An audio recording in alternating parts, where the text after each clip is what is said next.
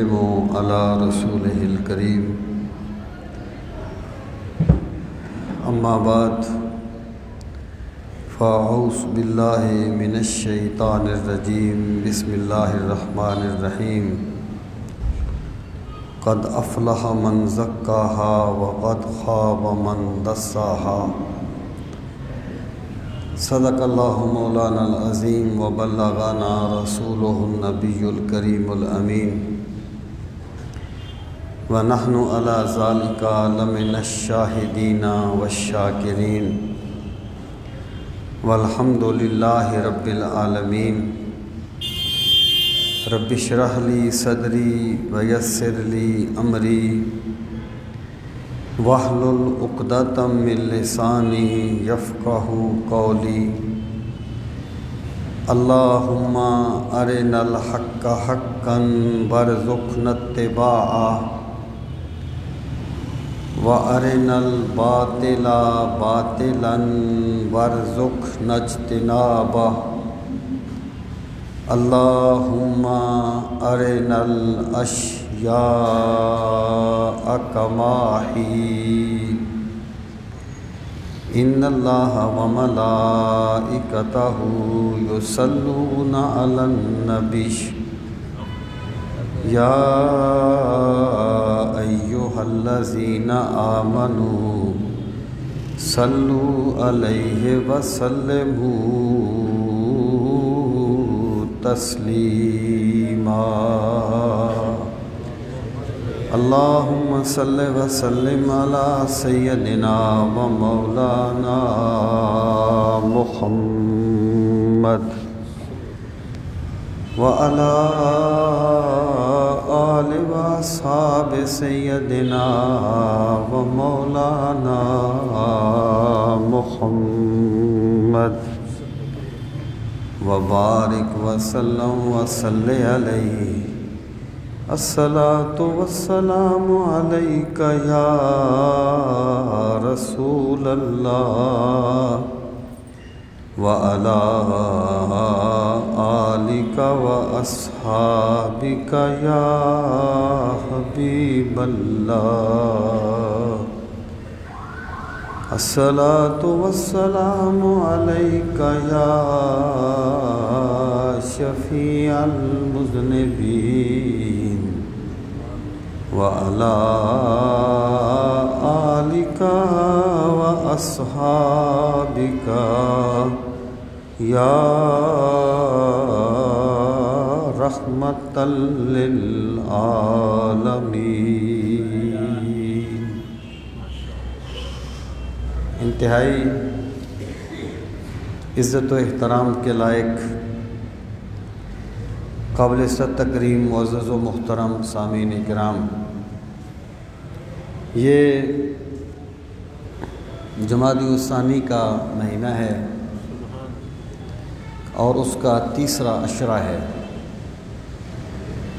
اور اس عشرہ میں افضل البشر بعد الانبیاء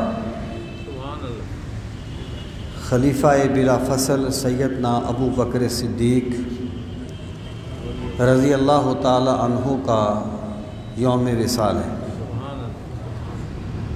اسی مناسبت سے آج میں آپ کی خدمت میں جو گزارشات کرنا چاہتا ہوں ان کا عنوان یہ ہے کہ سیدنا صدیق اکبر رضی اللہ تعالی عنہ کی سیرت و کردار کے حوالے سے تعبیر شخصیت کے بنیادی اصول کیا ہیں، یعنی آپ کی سیرت کے حوالے سے تعمیر شخصیت کس طرح ہوتی ہے۔ سامعین محترم، سب سے پہلے ہمیں یہ سمجھنا ہے کہ تعمیر شخصیت سے مراد کیا ہے۔ تو اللہ رب العزت نے انسان کی تخلیق اس طرح فرمائی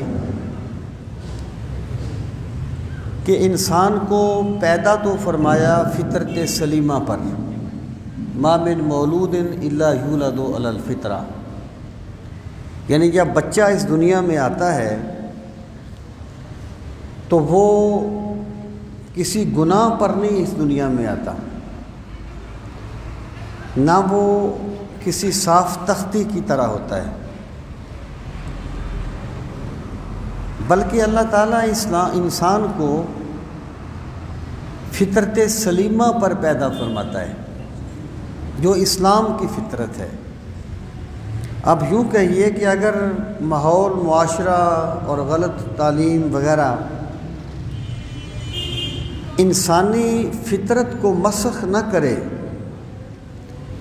تو اسلام کا ہر حکم بندے کے لیے اتنا ہی پرکشش ہے جتنا کہ اس کے لیے ایک بیٹے کے لیے اپنی والدہ کی طرف کشش ہوتی ہے، اسی طرح اسلام کا ہر حکم جو ہے وہ انسان کے لیے پرکشش ہے۔ تو اللہ تعالیٰ نے انسان کو پیدا تو فطرت سلیمہ پر فرمایا،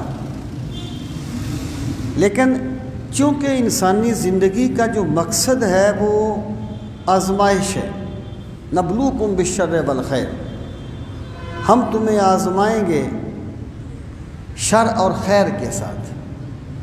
تو اللہ تعالیٰ نے انسان میں دو طرح کی صلاحیتیں ودیت فرمائیں، فَأَلْهَمَهَا فُجُورَهَا وَتَقْوَاهَا، کہ ہم نے انسان کی سرشت میں نیکی اور بدی کی صلاحیت رکھی، وَهَدَيْنَهُ النَّجْدَيْنِ، ہم نے انسان کو دو راستے دکھا دیے۔ اب اگرچہ اس میں فلاسفہ کی آراء مختلف ہیں، بعض فلاسفہ یہ کہتے ہیں کہ شر جو ہے وہ اصولی طور پر کوئی الگ چیز نہیں ہے، بلکہ خیر کا غلط استعمال ہی شر بن جاتا ہے۔ مثلا اللہ تعالیٰ نے انسان میں قوت شہویہ رکھی، یہ فی نفس ہی تو انسانی تسلسل اور انسانی بقا کا ذریعہ ہے، لیکن اسی کا غلط استعمال شر بن جاتا ہے اور بندہ بدکاری کا جرم کرتا ہے۔ اللہ تعالیٰ نے انسان میں غصہ رکھا، آپ سمجھتے ہیں کہ غصہ انسانی تکمیل کے لیے ایک بہت اہم عنصر ہے، ورنہ بندے کھا جائیں، لیکن اسی کا غلط استعمال انسان کو قاتل بنا دیتا ہے۔ جیسے ایک چھری ہوتی ہے، چاقو ہے، تو اس کا صحیح استعمال یہ ہے کہ بندہ اس سے فروٹ کاٹے، سبزی کاٹے، غلط استعمال یہ ہے بندہ اس سے کسی کا گلا کاٹ دے۔ تو کسی چیز کا غلط استعمال ہی خیر کو شر بنا دیتا ہے۔ بہرحال یہ ایک حقیقت ہے کہ انسان میں اللہ تعالیٰ نے خیر کی صلاحیتیں بھی رکھی ہیں اور شر کی صلاحیتیں بھی رکھی ہیں۔ اس کا عملی مظہر یہ ہے کہ جو چیز بندے کی سرشت میں ہی نہ رکھی گئی ہو، بندہ اسے کبھی حاصل نہیں کر سکتا۔ یعنی جو چیز بندے کی سرشت میں نہیں رکھی گئی، کوئی تربیت، کوئی تعلیم، کوئی تزکیہ، کوئی محنت، کاوش، وہ مجاہدہ جو بھی کر لے، بندہ اس چیز کو حاصل نہیں کر سکتا جو بندے کی فطرت میں نہیں۔ ایک بندہ جو ہے وہ پانی میں تیرنا بھی نہیں جانتا اور ہوا میں اڑنا بھی نہیں جانتا، وہ کوشش کر کے پانی میں تیرنا تو جان سکتا ہے لیکن ہوا میں اڑنا نہیں جان سکتا، کیونکہ یہ اس کی فطرت میں نہیں۔ تو بندہ جس بھی شر کو سر انجام دیتا ہے، ایکچولی وہ اس کی فطرت میں چیز موجود ہوتی ہے جس کا غلط استعمال اسے شر بنا دیتا ہے۔ اب آ جائیں تعمیر شخصیت کیا ہے۔ تعمیر شخصیت یہ ہے کہ بندے کی سرشت میں جو خیر اور شر کے داعیات ہیں، جو نیکی اور بدی کی صلاحیتیں ہیں، ان کا وہ مقام متعین کر دیا جائے جو اللہ نے اپنے نظام میں متعین کیا ہے۔ یعنی اسلام فطرت کا دین ہے، اسلام فطرت کا دین ہے۔ اس کا مطلب یہ ہے کہ جتنے بھی فطرت کے تقاضے ہیں اسلام ان کو کچلتا نہیں ہے، اسلام ان کا رخ متعین کرتا ہے کہ تیرے اندر اولاد کی محبت ہے، ہم نے رکھی ہے، اس کا رخ یہ ہے کہ یہ اللہ اور اللہ کے رسول کی محبت پہ غالب نہ آئے۔ تیرے اندر مال کی محبت ہے، اس کی حد بندی یہ ہے کہ یہ تمہیں اللہ کے حکم سے باغی نہ کرے۔ یہ تو جس بندے نے خیر اور شر کی صلاحیتوں کا وہ مقام متعین کر دیا جو نظام فطرت میں ہے، جسے کتاب فطرت قرآن نے بیان کیا اور جسے انبیاء نے واضح طور پر بیان فرمایا، اس نے اپنی شخصیت کی تکمیل کر لی۔ سامعین محترم، اب آپ دیکھیں کہ شخصیت کی تعمیر جو ہے یہ خوش فہمیوں سے نہیں ہوتی۔ ایک طالب علم ہے، وہ محنت تو کرتا نہیں ہے، ویسے وہ بیٹھ کے سوچتا رہتا ہے کہ میں یہ کروں گا، اس طریقے سے بورڈ ٹاپ کر جاؤں گا کیونکہ میرا تعلق فلاں قبیلے کے ساتھ ہے اور میں فلاں وظیفہ پڑھتا ہوں، تو اس کی خوش فہمیاں ہیں۔ اللہ نے جو نظام بنایا ہے اس نے اس کو اختیار نہیں کیا۔ انسان کا یہ المیہ ہے کہ یہ دنیا کے معاملات میں بہت سنجیدہ ہے، حد سے بڑھ کر سنجیدہ۔ یہ اپنے بچوں کا باپ نہیں، ان کا رازق بننا چاہتا ہے۔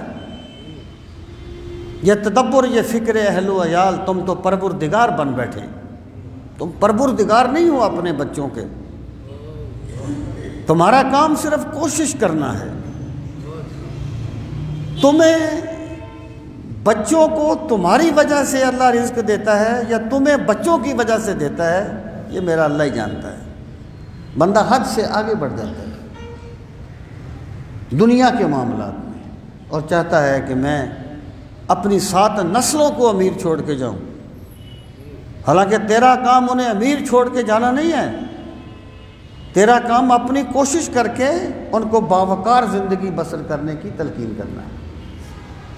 لیکن آخرت کے معاملات میں اللہ ماشاءاللہ یہ ہمیشہ خوش فہمیوں میں مبتلا رہتا ہے، خوش فہمیوں، اور دنیا کے معاملات میں دبا کے محنت کرتا ہے۔ اسے پتہ ہے میری چھوٹی سی دکان ہے، اگر میں نے اس پہ محنت نہ کی، وقت پر نہ کھولا، اسے وقت پہ بند نہ کیا،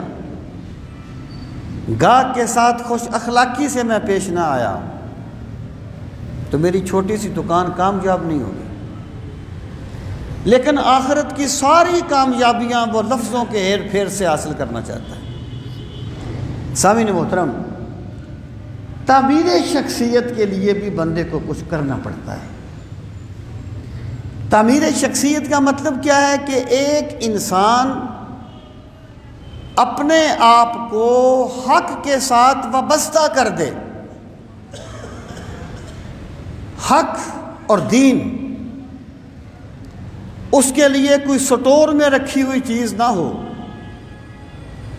کہ جناب وہ فلاں دوست کا والدہ فوت ہو گئی ہے، اس کا والد فوت ہو گیا ہے، جنازہ پڑھنا ہے تو سٹور سے نکال لو دین کو، بلکہ دین اس کے ہر قدم پہ اس کا امام بن جائے، رہنما بن جائے، اس کا رہبر بن جائے، دکان پر بھی، کاروبار میں بھی، سیاست میں بھی، معاشرت میں بھی، معاملات میں بھی، عبادات میں بھی۔ اس کو کہا جائے گا کہ اس بندے نے اپنی شخصیت کو مکمل کر لیا ہے۔ انسان جو ہے نا، انسان یہ کسی پتھر کی طرح نہیں ہے کہ اتنا سا پتھر ہے، یہ پڑا ہوا ہے، 100 سال پڑا رہے وہ وہی رہے گا۔ انسان میں اللہ نے ایک نمو کی صلاحیت رکھی ہے۔ جب یہ اپنے آپ کو پختہ کرنا چاہتا ہے تو پھر جب اس انگارہ خاکی میں ہوتا ہے یقین پیدا، تو کر لیتا ہے یہ بالوں پر روح الامی پیدا۔ جب یہ اپنی شخصیت کو مکمل کرتا ہے تو پھر اس کو جبریل کے پر لگ جاتے ہیں، اور جب یہ نیچے گرتا ہے تو پھر اسفل السافلین میں چلا جاتا ہے۔ اللہ پاک نے فرمایا انہم الا کالانعام بل ہم اضل، یہ تو جانوروں سے بھی گئے گزرے ہیں، ڈنگروں سے بھی گئے گزرے ہیں۔ یہ انسانی محنت اور کاوش پہ یہ چیزیں ڈیپینڈ کرتی ہیں۔ سامعین محترم، شخصیت کی تکمیل کس طرح ہوگی؟ دیکھیں قرآن کریم میں اللہ تعالیٰ نے ارشاد فرمایا یا ایھا الذین آمنوا اتقوا اللہ وکونوا مع الصادقین۔ میں ایک مثال دے کے بات کو آگے بڑھانا چاہتا ہوں۔ اے ایمان والو، اللہ سے ڈرتے رہا کرو اور سچوں کے ساتھ ہو جاؤ۔ وکونوا مع الصادقین، سچوں کے ساتھ ہو جاؤ۔ اب سوال یہ ہے کہ جب ایک بندے نے تقوی اختیار کر لیا، اب تقوی کیا ہے؟ مغز دین ہے۔ اگر عبادات اسلامیہ کے مقصد کو ایک لفظ میں بیان کیا جائے وہ تقوی ہے۔ عبادات اسلامیہ کا مقصد تقوی کا حصول ہے۔ اس نے تقوی اختیار کر لیا، اب اسے کہا گیا سچوں کے ساتھ ہو جا۔ پھر جب وہ متقی بن گیا ہے تو سچوں کے ساتھ اس ہونے کا کیوں کہا گیا ہے؟ تو دراصل یہ اللہ نے حصول تقوی کا معیار بیان کیا ہے کہ ویسے تو ہر بندہ کہے گا میں نے تقوی اختیار کر لیا ہے، اگرچہ اس کے عقائد جتنے غلط ہوں، اس کے اعمال جتنے غلط ہوں۔ یہاں تو چور ڈاکو بھی اپنے حق میں دلائل رکھتا ہے۔ ہر بندہ جو ہے وہ اپنے آپ کو کہے گا کہ میں نے تقوی اختیار کر لیا۔ انہیں کہا اپنے تقوی کو سچوں کے طریقے پر پرکھ، تب پتہ چلے گا تیرا تقوی کتنا ہے۔ یہی چیز تعمیر شخصیت ہے کہ بندہ جو ہے وہ دیکھیں، رسول کریم صلی اللہ تعالیٰ علیہ وسلم نے فرمایا اصحابی کالنجوم، میرے صحابہ ستاروں کی مانند ہیں۔ یعنی صحابہ کے مقامات مختلف ہیں، درجات مختلف ہیں، لیکن نفس صحابیت میں ہر صحابی برابر ہے اور ہر صحابی ہدایت کا ستارہ ہے۔ اس کا مطلب یہ ہے کہ یہ جو اپنی شخصیت کو مکمل کرنا ہے، یہ بندہ دیکھے گا کہ رسول کریم صلی اللہ تعالیٰ علیہ وسلم کی سیرت پاک کیا ہے، اور آپ سے فیض پانے والے صحابہ کا طریقہ کیا ہے زندگی بسر کرنے کا، اور آگے جن کو ایمان مل گیا انہوں نے کس طرح زندگی بسر کی۔ تو میرے پاک نبی کا ہر صحابی تکمیل شخصیت کے لیے آئیڈیل ہے، ہر صحابی نمونہ ہے۔ سامعین محترم، اب میں یہ عرض کرنا چاہتا ہوں کہ سیدنا صدیق اکبر رضی اللہ تعالی عنہ کی جو زندگی ہے وہ عملی نمونہ ہے کہ شخصیت کس طرح مکمل ہوتی ہے، شخصیت کو مکمل کرنے کے کیا ضابطے ہیں، اور ایک انسان جب حق کے ساتھ وابستہ ہو جاتا ہے تو پھر وہ کس کالم میں ڈل جاتا ہے۔ یہ ہر صحابی کا با اختلاف مراتب یہی درجہ ہے، لیکن سیدنا صدیق اکبر رضی اللہ تعالی عنہ وہ ہیں کہ جن کے بارے میں اہل سنت کا عقیدہ ہے کہ آپ افضل البشر بعد الانبیاء ہیں۔ سامعین محترم، اب آ جائیں سیدنا صدیق اکبر رضی اللہ تعالی عنہ کی زندگی کی طرف۔ دیکھیں کسی بھی شخصیت پہ گفتگو کرنے کے بہت سے پہلو ہوتے ہیں، اعتقادی پہلو ہوتے ہیں اور فضیلت کے پہلو ہوتے ہیں، بہت کچھ ہوتا ہے، ایک اس کا رخ عملی پہلو بھی ہے۔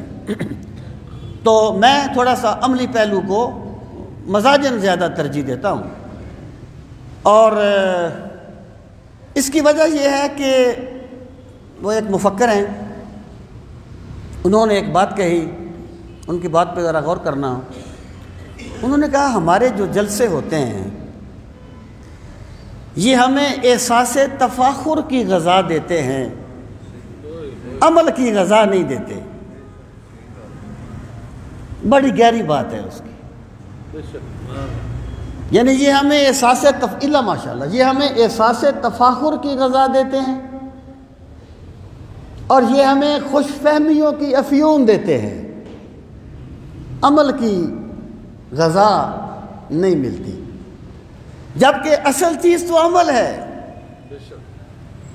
اصل چیز تو ان شخصیات سے اپنی زندگی کو سنوارنا ہے۔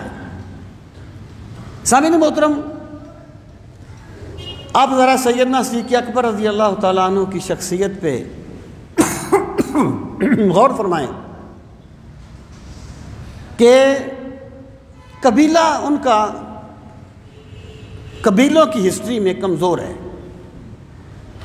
یعنی طاقتور جو قبیلے تھے نا، وہ بنو امیہ تھا، بنو ہاشم تھے، بنو ہاشم قبیلہ بہت محترم بھی تھا اور طاقتور بھی تھا، بنو امیہ تھے، اس کے بعد اور کئی قبیلے۔ سیدنا صدیق اکبر کا جو تعلق ہے وہ بنو تمیم سے تھا، کمزور قبیلہ، لیکن شخصیت اپنے آپ کو منا لیتی ہے۔ یعنی اللہ تعالیٰ نے بندے کو جس حیثیت میں بھی پیدا کیا ہے، میرے رب نے اسے باوقار زندگی بسر کرنے کا مکمل سامان دیا ہے، اگر بندہ اس کی قدر کرے تو شخصیت اپنے آپ کو مناتی ہے۔ سیدنا صدیق اکبر رضی اللہ تعالیٰ عنہ رسول کریم صلی اللہ تعالیٰ علیہ وآلہ وسلم سے آپ کی عمر جو ہے وہ 2-2.5 سال کم ہے۔ تاجر تھے، جیسا اس وقت طریقہ تھا تجارت کا، کپڑے کے تاجر تھے، اور لوگ انہیں قتل کے فیصلوں میں منصف مانتے تھے۔ یعنی آپ جانتے ہیں کہ 2 بندے آپ کے پاس، 2 دوست آ جائیں نا، 2 دوست ایک جھگڑا لے کے، جس کے خلاف آپ فیصلہ کریں گے وہ آپ کے بارے میں طرح طرح کی باتیں کرے گا۔ قتل کے فیصلے تو پھر قتل کے فیصلے ہوتے ہیں، اور وہ تو ایسا تھا یہاں کوئی قانون بھی نہیں تھا۔ لیکن سیدنا صدیق اکبر رضی اللہ تعالیٰ عنہ کی شخصیت ایسی تھی کہ کمزور قبیلے کے ہونے کے باوجود یہ قتل کے فیصلے کرتے تھے، اور کوئی قبیلہ ان کے فیصلے کو رد نہیں کرتا تھا۔ یہ ان کی اس معاشرے میں حیثیت تھی۔ اور پھر دیکھیں رسول کریم صلی اللہ تعالیٰ علیہ وآلہ وسلم کے ساتھ سیدنا ابو بکر صدیق رضی اللہ تعالیٰ عنہ کو ایک بڑا محبت کا تعلق تھا نبوت کے اعلان سے پہلے بھی، یعنی ابھی سرکار نے نبوت کا اعلان نہیں کیا تھا، سیدنا صدیق اکبر رضی اللہ تعالیٰ عنہ اس وقت بھی سرکار کے ساتھ ان کا ایک محبت کا تعلق تھا، اور عقیدت رکھتے تھے رسول کریم علیہ الصلوۃ والسلام کے ساتھ، یہاں تک کہ جب شام کے سفر میں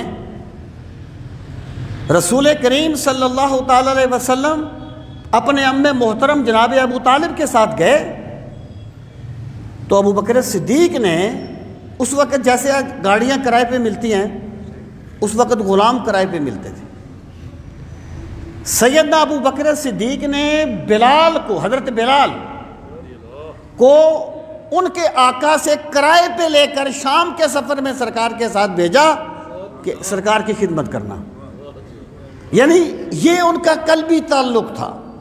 اب سامعین محترم،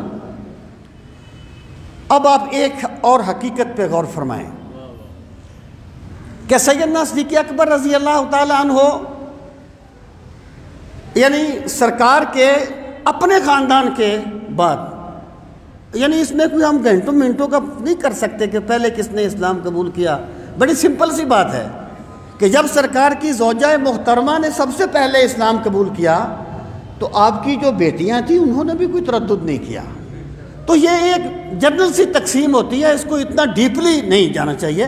میں یہ عرض کرنا چاہتا ہوں کہ سرکار دو عالم صلی اللہ علیہ وسلم کے اپنے خاندان کے باہر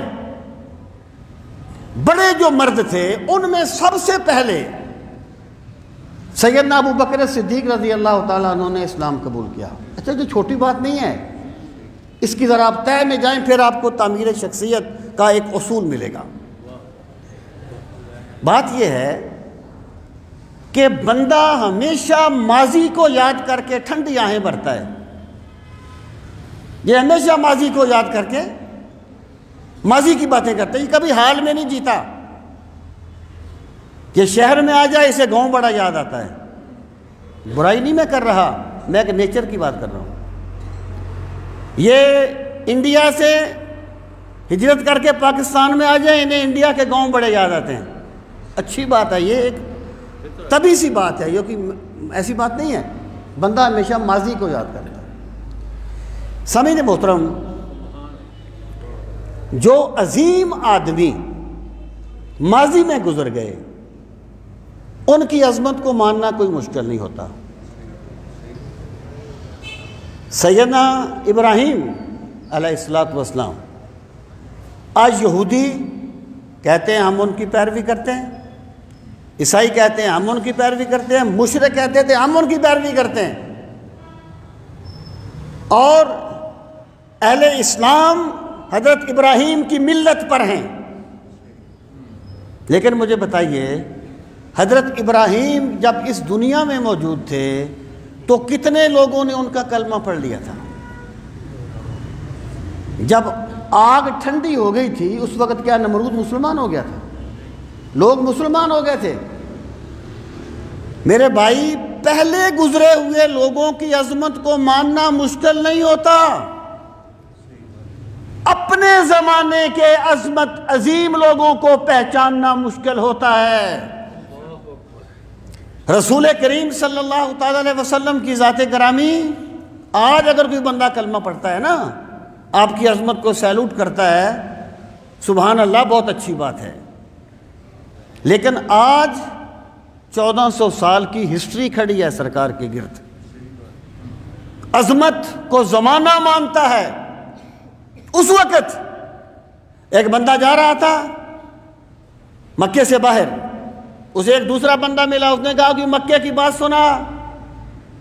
اس نے کہا محمد بن عبداللہ نے نبوت کا دعویٰ کیا. نہیں، اس نے کہا ابن ابی کبشہ نے نبوت کا دعویٰ کیا ہے اور ابو قحافہ کا بیٹے نے اس کو نبی مان لیا ہے.